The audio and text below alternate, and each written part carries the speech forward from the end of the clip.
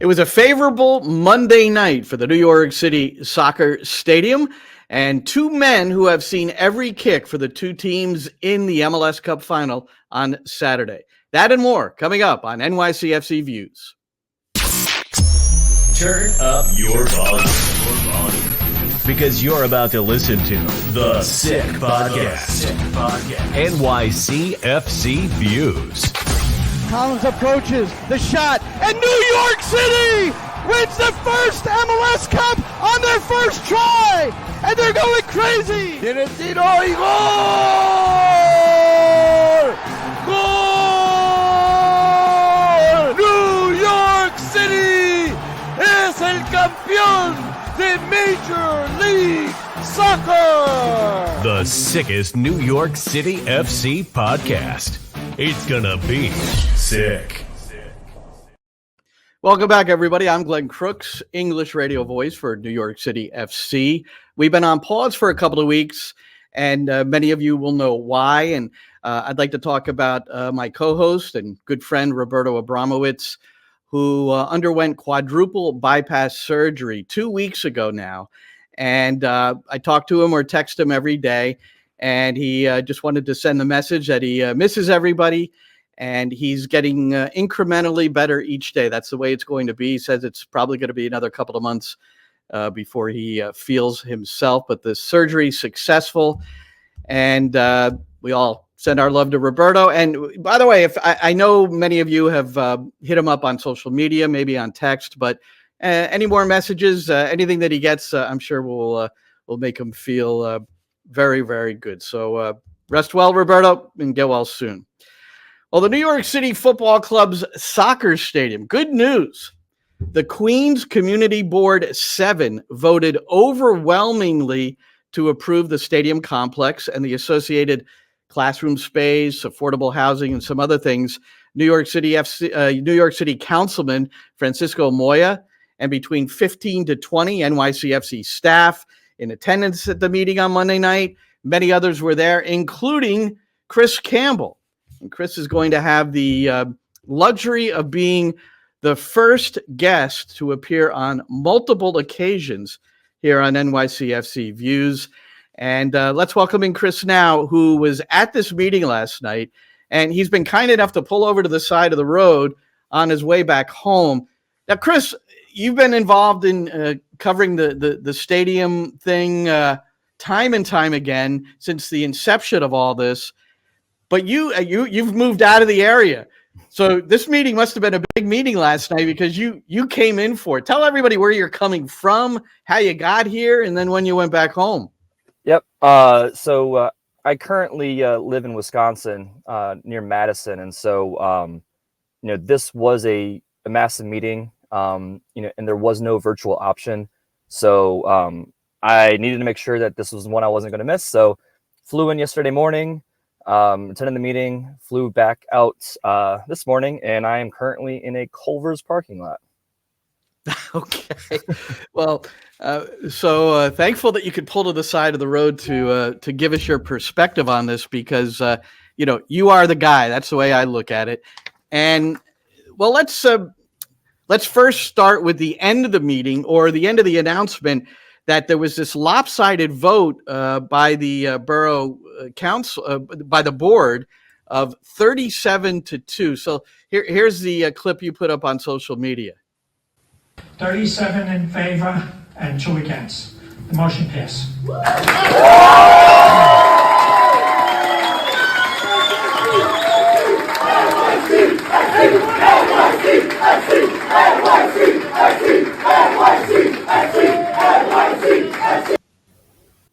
Well, a lot of enthusiasm, a lot of people at the meeting, Chris. I mean, you've been to a lot of these meetings, if not almost all of them, except for the ones you've had to attend virtually.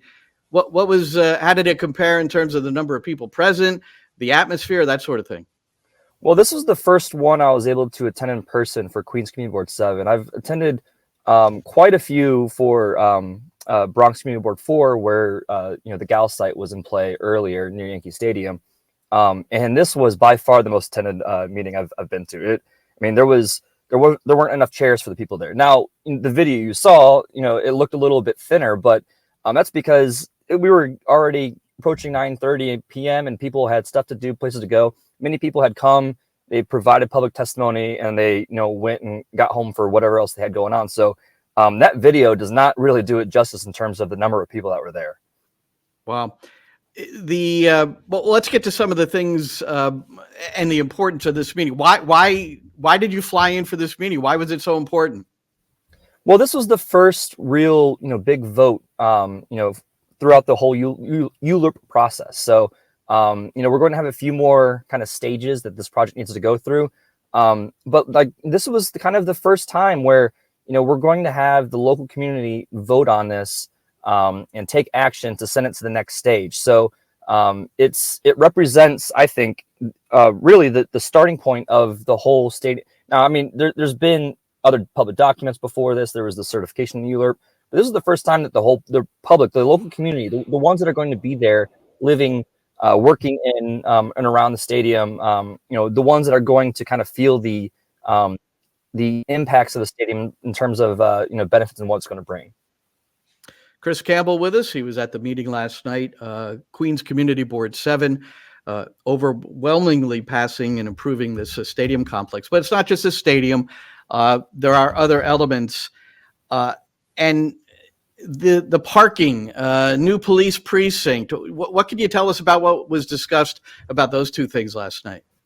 Right. So first, in the meeting, there were presentations and kind of talks given by Marty Edelman, chairman for New York City Football Club, Jennifer O'Sullivan, the COO for NYCFC, Francisco Moya, and then ultimately there was Q&A by the community board itself, the board members, and then ultimately over an hour of public comments were given, where 35 people provided their public testimony in terms of why they were in support of the project, and there were a few that were against it, and they discussed that.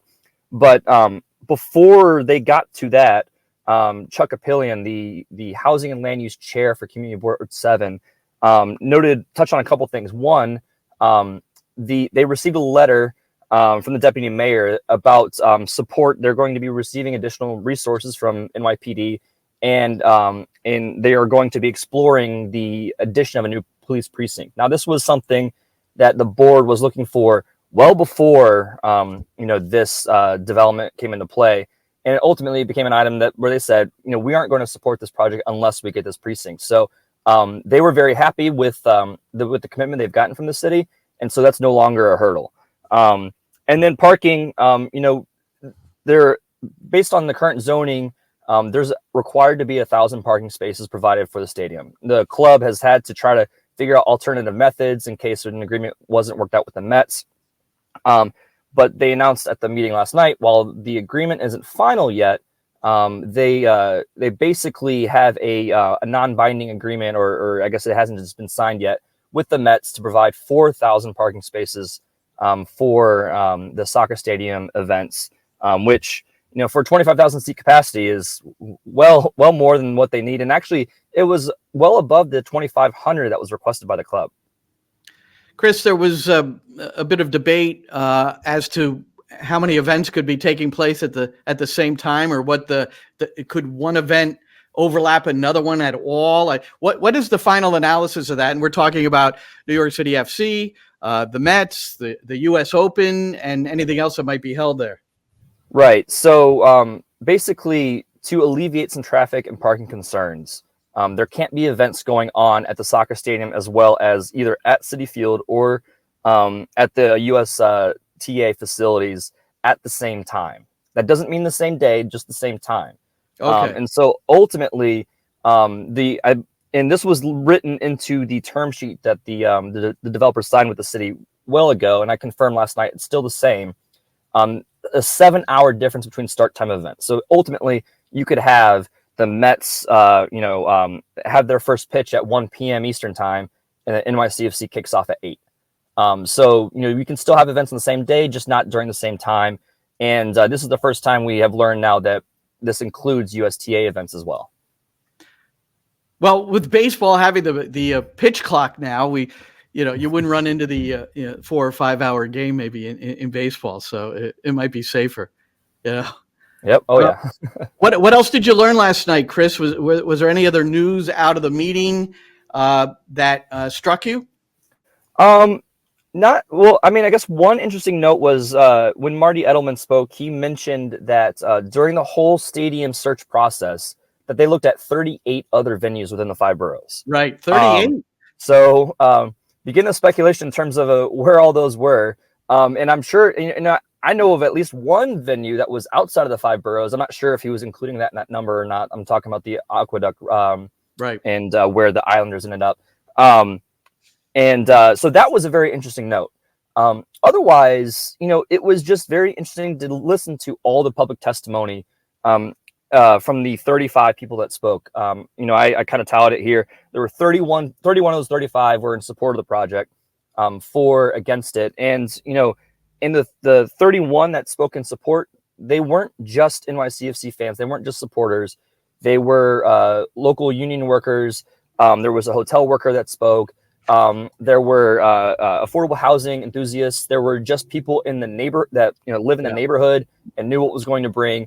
And so listening to all that passion and honestly, some of the passion in terms of those that were against it, it was good to hear all that. And it was just, it was nice. Was there an overriding theme of those who were against it? What were the issues for those who didn't really like the idea? Right. So one was about that there will be no property taxes paid. Now that's because the team will be leasing the stadium instead of owning the land there. But typically, what you see is a payment in lieu of taxes to alleviate that. That's not happening in this case. So that was one of the big things. One of the other big things was in terms of making sure that some of the benefits that's been talked about this deal, getting that written down into a signed agreement in a public benefits agreement. And then a couple other items were just making sure, and some of them were really just like, let's just take some more time and figure this out. And then another one had actually, I couldn't tell if I marked him down as against the project, but he sounded like he was kind of for it. But it was found out last night that while a union labor is going to be building the stadium, it's in the hotel. It's going to be non-union labor building the affordable housing. And so that became a kind of an item of note last night as well. All right. That is a note. 1,550 permanent jobs will be generated, according to the press release from this announcement. 14,200 construction jobs, and those will be, for the particular event. Or construction of all the different things there. So that's not necessarily permanent. Hey, one final thing I wanted to ask you, because the next step is the Queensborough president, 30 days, I guess. And he said something about holding up the stadium unless the vendors were taken care of. That wasn't too long ago. Anything mentioned about that last night? No, nothing last night mentioned. So the first hearing that they're going to have is actually next week on December 13th. And this will be in person and virtual with the Queensborough president and borough board. And so I'm not sure if that will be discussed then, but it has been reported after that came out that Donovan Richards has had those concerns alleviated. So it doesn't seem to be a sticking point any longer. All right, Chris. Well, job well done. Have a safe ride home. How close are you to getting home now? I'm just under an hour now. All right. Be nice for you to get back, but wonderful that you came in to see it in person yourself. And you still see it as the same timeline in time for kickoff 2027? Yep. I think that hasn't changed. And I think, ultimately the community board has kind of been ahead of schedule. Now with, them wrapping up, the borough president appears to be also ahead of schedule. Now I don't think it's not materially changing any kind of, timelines, but I still think that 2027 completion is still, given, what uncertainties there are with construction, but I still think shovels in the ground in the spring, 2024. All right, yep. We kidded last time after we disconnected with you when Roberto and I were on together that we just care about your coverage of New York City and nothing else. But what is your day job, Chris? Let everybody know what you do for a living. I am an accountant, so I work from home. I work for a defense company doing finance. So kind of same job I was in New York, just working remote. So the wife and I can now be closer to family as we have our 1-year-old daughter now. Nice. Well, congratulations, and good with the numbers. So I think you're well suited towards the coverage of this. Well, I'm sure we'll have you back on again during the build up to the for the first shovel into the ground. But thank you so much, Chris, for coming on. Absolutely. Thanks for having me. Okay, that's Chris Campbell, and you follow him on Twitter, and he's got a lot of different things. I should also give a shout out to Andrew Lee from Hudson River Blue. For those of us just sitting at home last night, we were following the events of it, thanks to Chris and Andrew, among others. So, well, that's the soccer stadium update. New York City, they were involved in the MLS Cup final a couple of years back. It may seem longer than that ago, but it was 2021. In 2023, coming up this Saturday, it's going to be LAFC on the road against Columbus Crew SC. So not everyone probably selected this as the matchup. No top seeds involved in this one. And we're going to have the pleasure to talk to a couple of radio play-by-play voices for both sides who have watched and seen every moment of these two teams in their competitive arena. So let's bring on the West Coast first. What do you say? The radio voice of LAFC is Dave Denholm. And where's Dave? There he is. Hey, Dave, hey, Glenn, what's happening? How are you? Good to see you. Look at you. 2 consecutive MLS Cup finals you get to broadcast? Come on, man. That's awesome. I'm getting spoiled by this club, no doubt. Pretty good 6 seasons that we've had so far in MLS. There's no doubt about it. Yeah, I mean, every year has been, to me, the similar thread is that it's been a team that's really been exciting to watch. But you get also the impression that this team under Steve Cherundolo is a little bit more pragmatic. I mean, you just look at the Houston game in the West Final. Houston with 70% of the possession, and LAFC still wins 2-0, and the game was played the way they wanted it. You could tell. It's exactly right. It's funny, in June, Houston beat LAFC at home 1-0 in a game that LAFC had 70% of the possession and could not score, and the Dynamo got the goal and kind of held on. So interesting that the tables turned in this, obviously a much more important game, the Western Conference Final, thankfully. But yes, there's no doubt pragmatic is the word I use for it too. Steve, we all know him, and if you're of a certain age, you know him as one of the best defenders in MLS, or I beg your pardon, in U.S. men's national team history, a right back. Sure. But he liked to get forward. There's no doubt about that when he was a player. So he definitely uses the wing backs, but he's a defense first kind of guy. You know, just in terms of let's lock that down, make sure we're solid defensively, and he knows he has the weapons that can get forward and and finish chances. So I think it's worked out very well. Obviously, he's unbeaten in the playoffs as a head coach, and he's looking for a second straight title in his second season. I mean, you can't do any better than that. So it's working out. And you know what it is, Glenn? It's a plan for each team, too. It's not as though LAFC is going to play the exact same way against Columbus, certainly on Saturday. I don't think there's any way that he's going to let Columbus have 70% of the possession. That would be trouble, needless to say. So Columbus, no disrespect to Houston, you can't give Columbus that kind of time on the ball. No, they're pretty good getting forward and putting it in the back of the net. No question about it. I like personally talking about the coaches. That Cherundolo is the manager, and certainly taking care of everything, the relationships with the players. There are so many different aspects to this. But Marc Dos Santos, from what I've heard, really runs like a lot of what they're doing, in training, helping to formulate the plan, all these different things. To what extent does Dos Santos, who I understand has already been contacted by 3 clubs in MLS, I think it would almost be shocking that he doesn't have a job next year with another team. But what do you say about Dos Santos? Yeah, that would hurt, honestly. That would hurt me personally. He's a great guy, and I love Mark and working with him. But he is very, if you will, involved. That's what Steve Cherundolo does with his assistants. It's not a huge staff like you see in the NBA. There's not 12 guys running around, but Oka, who runs the goalkeeping, Steve lets him handle that. Ante Razov, of course, as we all know, in charge of a lot of the offense and what's going on there. And Marc Dos Santos is very, very responsible for set pieces a lot. So we've seen a lot of the success we've had with set pieces.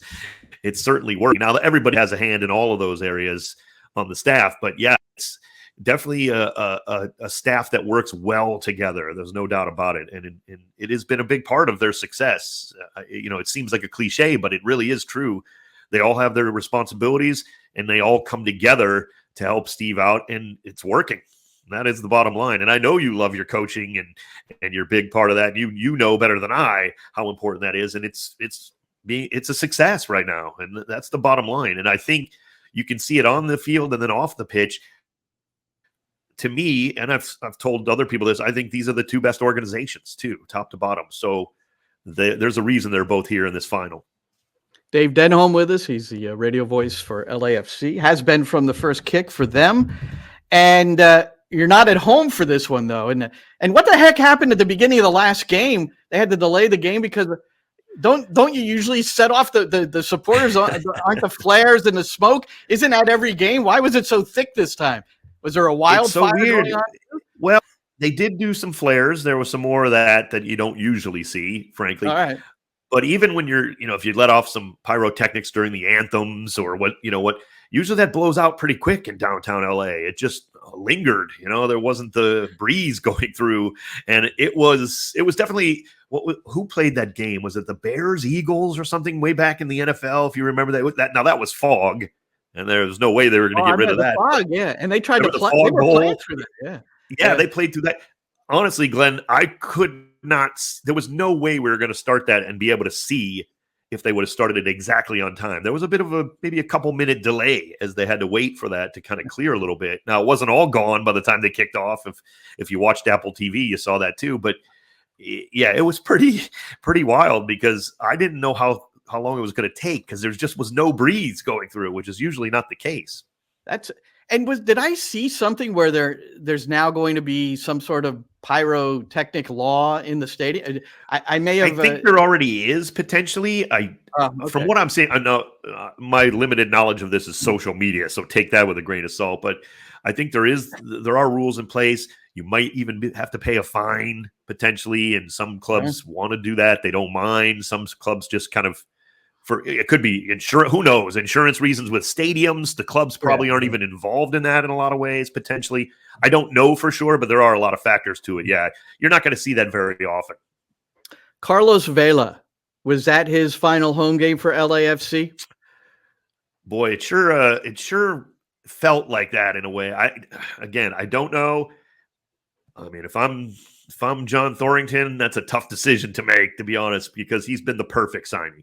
From day one, on and off the pitch, you can't do any better than Carlos Vela and what he's done for this organization right from day one. The first signing in the team's history, that big first designated player. It's just been perfect, honestly. And again, that is so rare, and it's just when you hit like that, you can have success like LAFC has had. If that would have been a failure, I can only imagine. I can't imagine, if a signing like that goes awry, that can put a club back for years and years, seasons upon seasons. And so I hope it wasn't, but I understand there are obviously factors from both his side and from the club side that are going to have to be worked out, and we'll see. But regardless, no matter what happens to him in the future, if he comes back or if he decides that he wants to move, he's just been the perfect signing, really, from day one.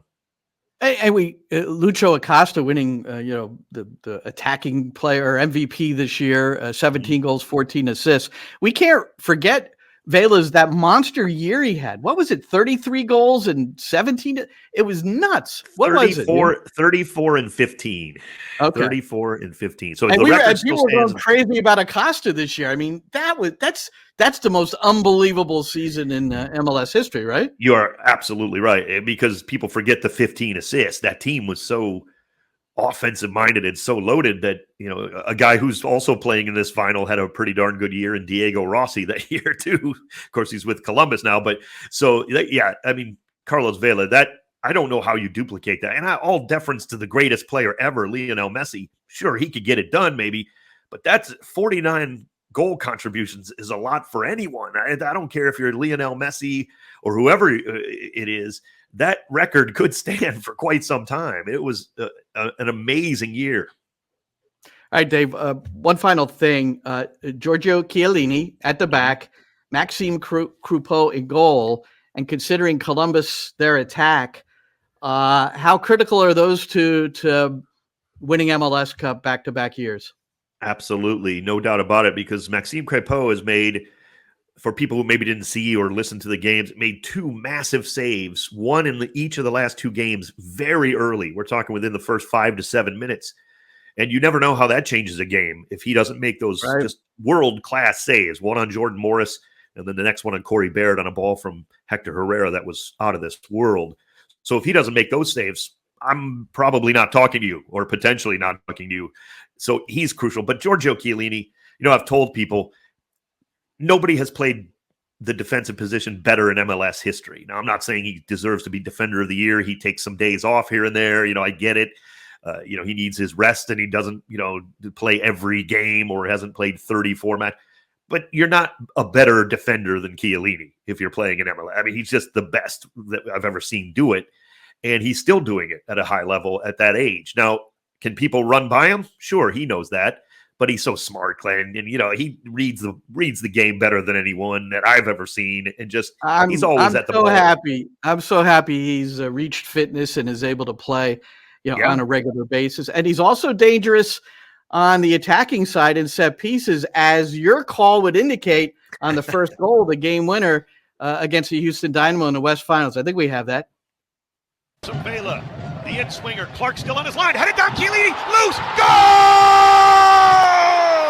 Hollingshead puts it in, it's 1-0! Ryan Hollingshead does it again! His third of the playoffs, and the black and gold lead 1-0! Now, that's why when it's on Apple TV and it's a home broadcast for LAFC, you should have been tuned into Dave Denholm, the English hometown commentary. Did you get some good feedback on that this year? Yes, we've had a good run. I'm very happy with just absolutely blessed and just thrilled that I can have this job. It's a dream job, no doubt. As you said, from the first time they've kicked off, I've been there and I've just been following the progress of this club, and it's just been amazing. I love everybody who's with the club. It's just a well-run organization, and they treat me very well, and I really appreciate it, and I love what I do for them, and hope I can do it as long as they want me, frankly. All right. Well, you're good at it, Dave. You have to make a prediction. Chris Doran on the Columbus side standing by. I'm going to make him do the same. What do you got? Well, as much as I love Chris, I think LAFC is the best team. Usually the best team wins, although Columbus is going to be an absolute beast to handle. There's no doubt about it, and home field will be tough. But I think LAFC will pull this one out 2-1. All right, Dave. We'll have a great call. We'll be listening, and just enjoy it, and congratulations. Thank you, Glenn. Appreciate the time. You're quite welcome. Dave Denholm, he is the radio voice of LAFC. They are on the road against Columbus Crew SC. That they've got a radio play-by-play guy that's been at it for a while, too. His name is Chris Doran. So we're going to bring in the opponent to LAFC now, and we'll get up. There you look at him. Look at how handsome this dude is. I mean, this is ridiculous. You're so kind. Yeah, and you used to be grayer than me. What happened? I think my maybe it's the lighting. Yeah, I went to the barber yesterday, and she cut off all the gray hair and left the black hair on the top. That's really nice. That's really nice, Chris. Great to see you. And look, how exciting is this for you? You get to stay home. It's at lower.com. I suppose there's different points of the year where you're not quite sure how this is all going to go, but I can't imagine the expectation is you'd be hosting MLS Cup. Well, a lot of things, as you know, had to go our way, including eliminating a couple of top seeds and having one eliminated as well. That is in St. Louis. and then to have the Eastern Conference be handled with Cincinnati being knocked off last week at the hands of the Crew. Yeah, I can't tell you that I was expecting this, but stranger things have happened in this league. You and I both lived through 2020, thank God. And we're able to tell some strange stories about the way that year unfolded for everybody. It's a dream come true, I think, for Crew fans. Sorting through the opportunity to be there, you have a chance for the first time or the second time in 4 years to cheer on the home side in an MLS Cup. We only had about 4,500 people at home historic Crew Stadium in 2020, right, because of the COVID restrictions, but we'll have a full house on Saturday afternoon. I suppose the fans are also thankful that Joey Saputo sprinted into the locker room after a game in Montreal in 2022 when Wilfred Nancy was still his coach, and ranted and raged and went completely bonkers. And, I have a pretty good source indicating that was the moment that he knew he was gone. And because that's not the kind of a guy he is. So tell us what your experience has been with Wilfred Nancy. I can't wait to actually talk to him off microphone, away from the media, and explore a little more of what his spiritual drive is all about, because I really feel like the way he handles people has got a true spiritual base to it. And I'm not. There is a difference, I think, between a structured religion and a spirituality that people have. And the essence of his spirituality allows him to sort of work with every type of personality in a way in which he can connect with them first, and then secondly, help them trust him. And then thirdly, help to get the best out of them. Wilfried Nancy is surrounded by a great staff and a great facility, as you well know. So you've got those things going for you, but it doesn't matter. None of those things matter if you don't have the core of the connection with the coach and the player. And I think what's worked for Wilfried Nancy this year is that he was able to stand in front of the group in January, sell himself to everybody. They started to buy in, and then there was complete buy-in. Then there was probably a struggle in trust at times, as is the case with all new relationships. But man, Glenn, we get to this point in the season, and there's not a guy in the locker room who can't sing his praises and talk about just how next level the experience has been this year. Well, there's a great piece written by Henry Bushnell in yahoo.com. I believe it was published today, and read it this morning. And the focus of the article, Chris, is how Columbus and Wilfred Nancy, they have a way they're going to play, and that's it. Now, they scout the opponent. We know that, but they're really home, away. It's more about them, which I really appreciate, more about them than it is about who they're playing against. Is that what you've noticed along the way? Yeah, the old saying that the coach and the players pass along is respect everyone, but fear no one. And I think that's the motto that they've taken into every game. Glenn, you know as well as I that Orlando's a tough place to play, whether it's a regular season game in March or it's a playoff game in October, November. And that's what Columbus had to do to get to this point. And then we had to go to the in-state rivals, and we had to endure what was a week of back and forth in social media. And you can't tell me the players can entirely disconnect from that leading up to the Hell is Real Derby. And yet they were able to rise above it and find their way in the 76th minute, compliments of an own goal and then a game-tying goal late to work their way into another 30 minutes of time, where in that 30 minutes, we actually saw piece by piece falling off of FC Cincinnati. They physically could not compete. We got to the, 5 minutes, 115th minute, and it didn't look like Cincinnati wanted to finish the game. They were done. So, I give Columbus and the staff a lot of credit. It's been exciting to watch, and there is some modicum of concern that having had to play on the road 2 additional 30-minute sessions to settle games may play into this weekend's match against LAFC.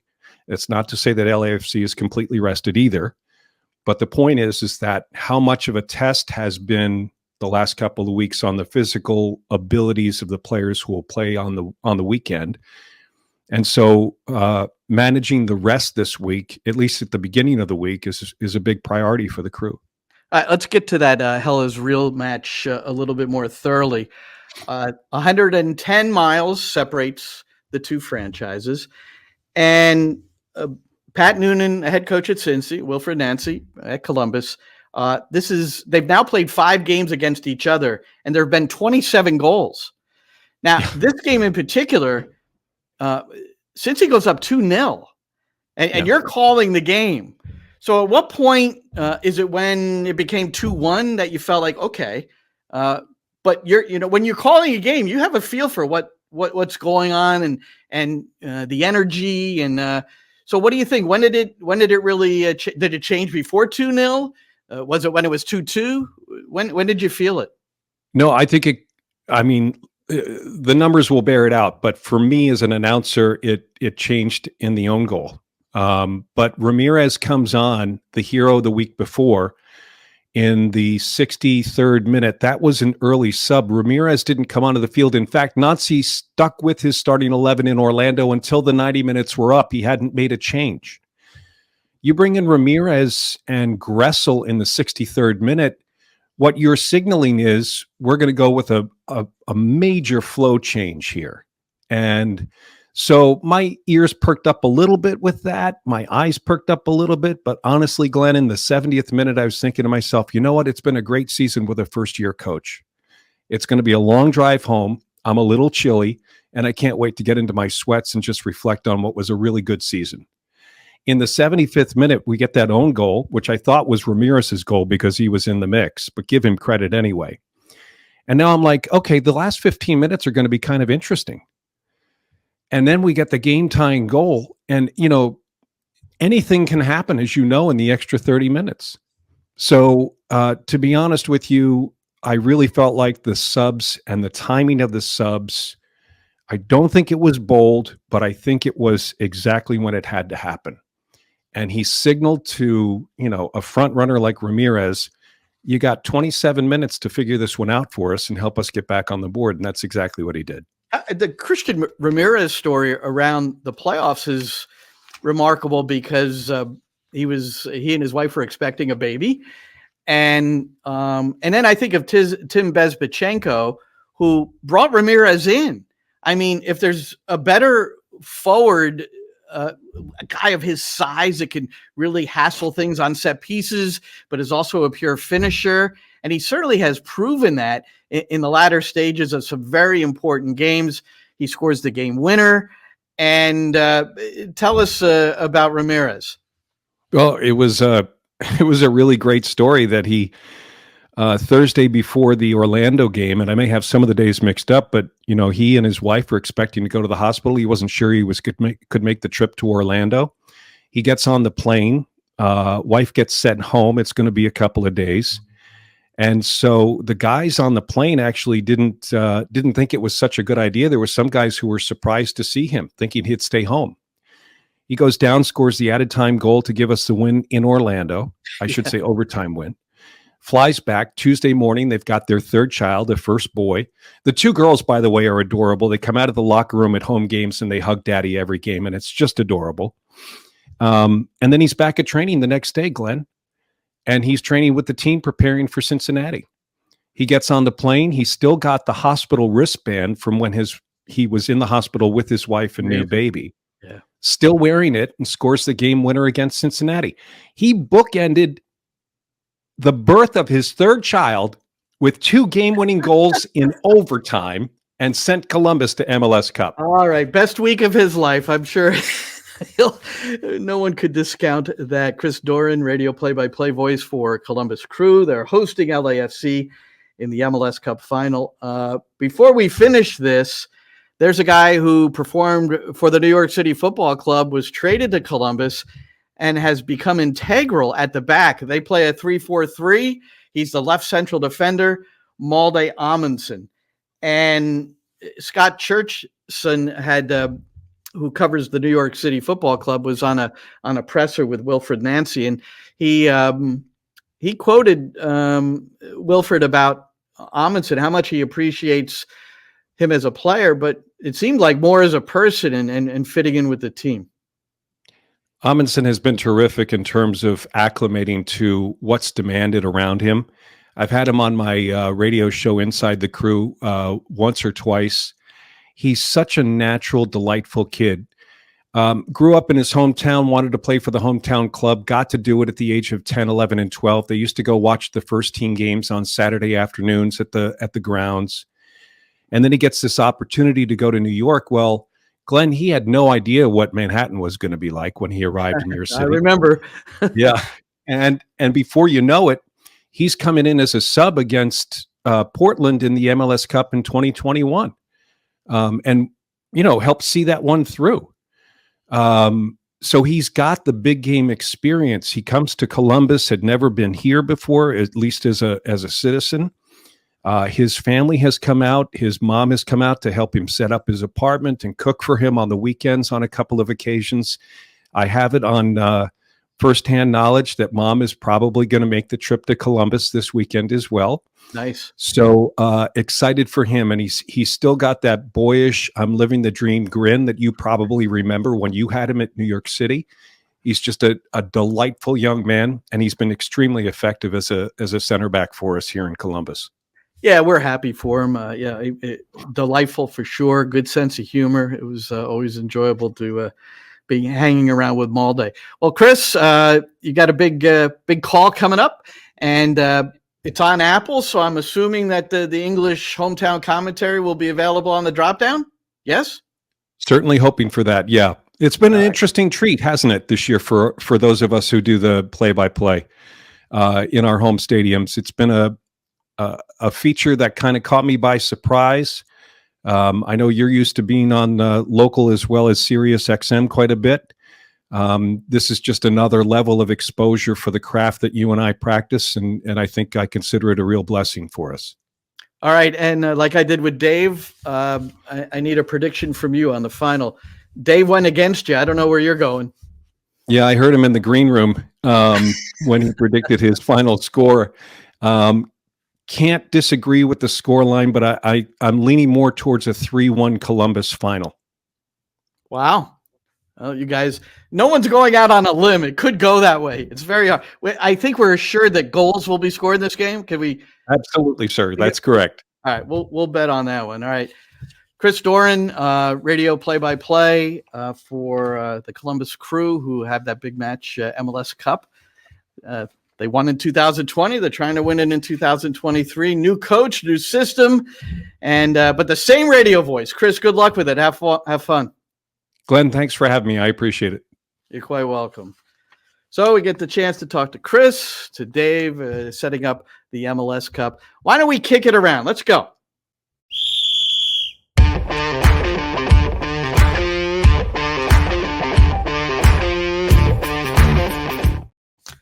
All right, Luis Suarez, Inter Miami. They're always in the news. It's mostly Messi, but now it's Luis Suarez. Michelle Kaufman, who writes for the Miami Herald, and she's probably the closest journalist to that team, usually has a lot of information, says that he will be signing a TAM contract. Didn't disclose or know how many years it's going to be, but you wouldn't think it's going to be for more than a year. But it's not going to be a DP deal. It's going to be a TAM deal, according to Michelle. Now, Suarez will be 37 years old in January, and he's got a bad knee. There was a post in Soccer America this morning, and I want to put it up here and then just read the quote. It's a quote from Suarez, translated from Spanish. Diario Ole was the radio station that interviewed him. But here he's talking about taking 3 pills a day, and then hours before a game getting injections. And then if not, he can't play. He walks with a limp, so people notice this. He says he thinks in maybe 5 years he won't even be able to play 5-a-side with his friends. He's worried about not even being able to play a game with his son. And this is a guy who really struggles physically. But in The Athletic, there was a piece talking about his time at Gremio, and he had this 19-minute hat trick against Botafogo in November, and it was a come from behind 4-3 win. He is a legend in Gremio. He's only been there one season, played, I think, 44 games. And one of the local writers said, a timeless display about the hat trick that deserves to go down in the history of the league in Brazil. Gremio fans will tell their grandkids that they saw Suarez play in the tricolor shirt. But then also in the same article, Gremio president Alberto Guerra says about the knee, it's very serious. He's getting towards his limit. So I thought it's interesting to look at all this together. And he rarely trains, and that's the thing. So at Miami, there's a good chance that this guy's going to train very little, if at all, once the season really gets into progress. So I thought that was kind of interesting. And now that we're on Inter Miami, it's always Messi. Messi, in an interview earlier this week, called MLS a minor league. So I went right to my source, Ariel Hudes, who is the co-commentator on the Spanish side with Roberto Abramowitz for the New York City Football Club. And I asked Ariel about this, and he said the concept of minor league or little league is very American. It does not exist in Messi's mind. It does not exist in the minds of the Argentine fans. And he said in no way was, in his opinion, based on the interview and it being taken out of context, that it was considered by Messi an insult of the league. Other league news, Frank Klopas named Chicago Fire head coach. Sean McCauley will remain the interim head coach at Minnesota United. When they start the season in 2024, it will be with an interim coach. Why? Well, a former New York City FC scout and also a scout for City Football Group, Khalid El Ahmed, he was recently named the sporting director for Minnesota, but he doesn't start until January. And they're going to wait for him to come in and be able to assess all the situation before he is in charge of hiring the next permanent coach. But pretty interesting, Minnesota United starts 2024 with an interim coach.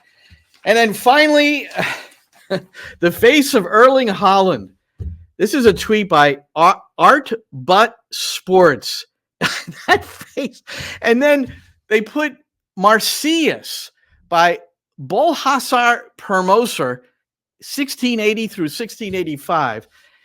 And then the photo by James Gill, side by side. I had no idea who Marcius was. I have to admit, I don't know my history. So I looked it up. In one of the great parables of hubris, I'm reading this directly, Marcius, who was a lustful and drunken figure, challenged the god Apollo to a musical competition. The god triumphed and then punished his challenger, Marcius, by skinning him alive. Hence, can you put it back up, Sammy? So that's a guy who's getting skinned alive. That's what this sculpture is. And then for Haaland and Manchester City in general, they got written up by the Premier League, the FA, for violation of crowding around the referee. And that was after that call when Haaland, the referee, let it play on, threw a ball to Grealish. He's on goal to try to maybe win the game against Spurs. And the referee blows the final whistle as he's approaching goal. And it may have been a problem. And it certainly was probably a poor moment for that referee. But I thought Bernardo Silva said it best afterwards when he was the man of reason, when he just said, we're responsible for this. They could have scored a lot more goals. And that he said, the referee's human, and this is what happens in the game. Well, thanks for joining us here on NYCFC Views after a couple of week pause. I'll continue to update the condition of Roberto Abramowitz, but he's resting as comfortably as possible at home.